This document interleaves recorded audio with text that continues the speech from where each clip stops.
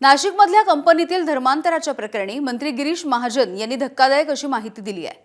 नाशिकमधल्या कंपनीमध्ये पीडितांना गोमांस खायला दिलं असून त्यांना नमाजही पढायला लावल्याचं गिरीश महाजन यांनी सांगितलंय। दरम्यान या प्रकरणी नाशिकमधल्या आजूबाजूच्या कंपन्यांमध्ये देखील तपासणी करण्याच्या सूचना त्यांनी प्रशासनाला दिल्या आहेत।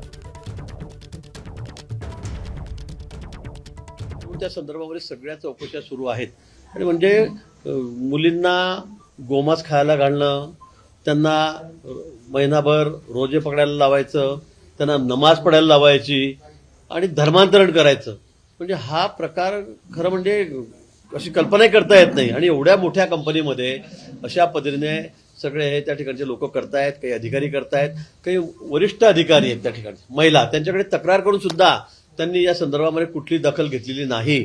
त्यांच्यावर सुद्धा गुन्हा दाखल करण्यात आलेला आहे आणि अतिशय सगळ्या गांभीर्याने सगळ्या विषयाची चौकशी या ठिकाणी सुरू आहे।